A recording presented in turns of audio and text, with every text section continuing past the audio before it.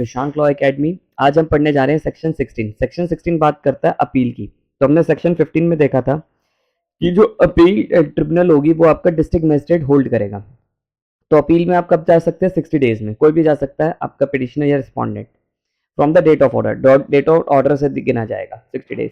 Provide that an appeal children relative is required on payment in terms of maintenance shall continue to pay payment. अब यहाँ पर लिखा हुआ है कि जब तक अपील चलेगी तो पेमेंट तो कंटिन्यू रखनी पड़ेगी, मतलब यानी कि पेमेंट तो तब तक देनी पड़ेगी, कि ये नहीं कि आप पेमेंट रोक लो, कहो कि हमारा अपील में चल रहा है। प्रोवाइड फर्दर डेट कि अगर 60 डेज का, अब ये वाला प्रोवाइड डेट फर्दर डेट कहता है कि अगर 60 डेज का टाइम निकल गया तो अपीलेट ट्रिब्यूनल उसको आगे भी एक्सटेंड कर सकती है, पर शर्त यह है कि अपीलेट ट्रिब्यूनल सेटिस्फाई हो, उसको सेटिस्फाई करना पड़ेगा।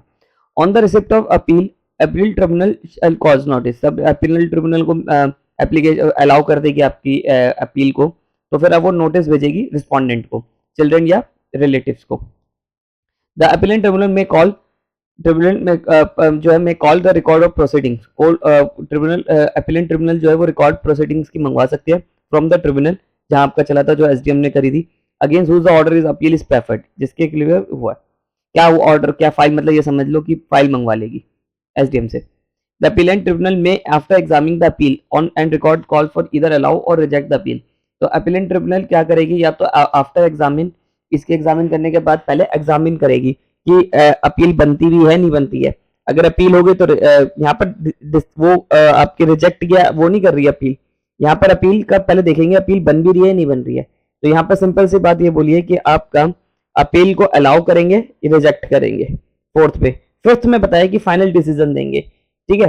पहले ये इसमें ये और फोर्थ और फिफ्थ में बस इतना सा डिफरेंस है। इसमें अपीलेंट ट्रिब्यूनल, फोर्थ में अपीलेट ट्रिब्यूनल देखेगी कि कुछ बन भी रहा है अपील का ग्राउंड तो ठीक है, अगर नहीं है तो रिजेक्ट कर देगी। और फिफ्थ में डिसीजन सुनाएगी अपना। Provided that no appeal shall be rejected unless an opportunity has been given. Appeal तब तक रिजेक्ट नहीं करी जाएगी जब तक दोनों पार्टियों को सुन ना लिया जाए, जब तक दोनों के ऑथराइज रिप्रेजेंटेटिव्स नहीं आ जाते तब तक। हालांकि इसमें एडवोकेट्स नहीं जा सकते, लॉयर्स बार्ड डी बार्ड है। अपीलेंट ट्रिब्यूनल मेक एंडेवर, अब जब कोर्ट अपीलेंट ट्रिब्यूनल को कितना टाइम में फैसला सुनाना है? 1 महीने के अंदर फैसला सुनाना है। और जो कॉपी होगी इसकी फ्री ऑफ कॉस्ट प्रोवाइड करी जाएगी बोथ ऑफ द पार्टीज को, दोनों पार्टीज को फ्री ऑफ कॉस्ट दी जाएगी। सेक्शन 17 की बात करें, सेक्शन 17 सिंपली सी बात कर रहा है कि कोई भी पार्टी आपका लीगल पिटिशनर यानी कि एडवोकेट्स को लेकर दिए जा सकते, मतलब एडवोकेट्स का इसमें कोई रोल नहीं है, एडवोकेट्स नहीं जाएंगे सेक्शन 17 में। सेक्शन 18 बात करता है कि फिर कौन जाएगा। स्टेट गवर्नमेंट क्या करेगी, एक डिस्ट्रिक्ट सोशल वेलफेयर लेवल के आदमी को आपका मेंटेनेंस ऑफिसर बनाएगी, जो आपकी यहाँ पर जैसे ट्रिब्यूनल के सामने ये सीनियर सिटीजन है एंड पेरेंट्स हैं, इनके बस की नहीं है कि ये जा सके, और लॉयर्स भी नहीं जा सकते, तो कौन जाएगा? मेंटेनेंस ऑफिसर जाएगा। कोर्ट ट्रिब्यूनल इनको अपॉइंट कर देगी, आपके बिहाफ पे ये करेगा, ठीक है। और वो कौन सा लेवल का होना चाहिए? डिस्ट्रिक्ट सोशल वेलफेयर के लेवल का होना चाहिए। अब बात करते हैं सेक्शन 19। सेक्शन 19 कह रहा है कि आपका जो स्टेट गवर्नमेंट होगी वो ओल्ड एज होम्स बनाएगी, कहाँ? एवरी डिस्ट्रिक्ट में। क्या कहता है? The state government may establish maintain number of old ages home at least one in a district. एक डिस्ट्रिक्ट में एक से ज्यादा भी बना सकती है उनके ऊपर, पर एटलीस्ट एक तो बनाएगी। और यहाँ पर डिस्क्रिशनरी पावर है, स्टेट गवर्नमेंट की डिस्क्रिशनरी पावर है। इन सच होम्स, और जो ये होम्स बनाएगी, ओल्ड एज होम्स बनाएगी फॉर सीनियर सिटीजन, ये कम से कम इसमें इतने तो होने चाहिए कि 150 सीनियर सिटीजन रह सके।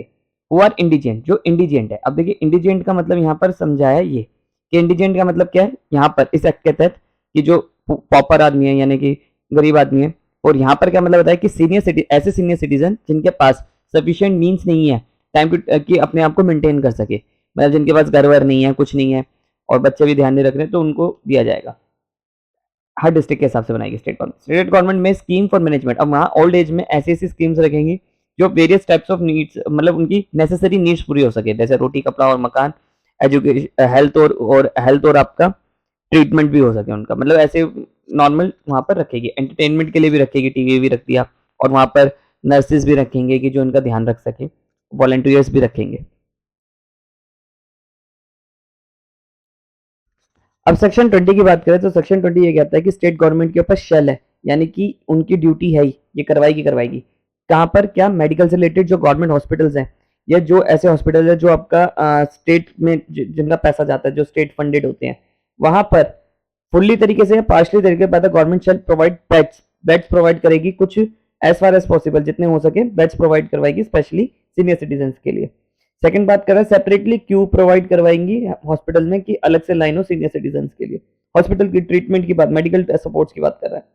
फैसिलिटीज प्रोवाइड करवाएंगे ऐसे ट्रीटमेंट के लिए, क्रॉनिकल डिसीज है, कोई अस्थमा हो गया, ऐसी चीजें हो गई, टर्मिनल हो गया, डेरिग्रेटिव डिसीजेज है जो सीनियर सिटीजन को हो जाती है, उनके लिए फैसिलिटीज प्रोवाइड करेंगे अलग से। रिसर्च एक्टिविटीज होंगी, जैसे कोई बुजुर्ग लोगों को हो जाती है कि टॉयलेट की बहुत तगड़ी प्रॉब्लम हो जाती है कि वो उनका टॉयलेट कभी भी आ जाता है उन्हें, तो उनके लिए कुछ रिसर्च करवाइए कि कैसे इसे रोका जाए, कुछ करें। हर state government they are impact जो जेनेटिक केयर होते हैं, जेनेटिक केयर मतलब यानी कि जो देखते हैं कि बुजुर्गों में क्या क्या चेंजेस आ रहे हैं, उनसे रिलेटेड आपका हर हॉस्पिटल में एक अलग से मेडिकल ऑफिसर्स प्रोवाइड करवाएंगे जो ये काम देखेंगे कि उन हॉस्पिटल में काम हो रहा है नहीं हो रहा सीनियर सिटीजन के पर्पज पे। आई होप आपको मेरी वीडियो पसंद आई हो। अगर आपको मेरी वीडियो पसंद आई तो चैनल को सब्सक्राइब करिए। Thank you so much.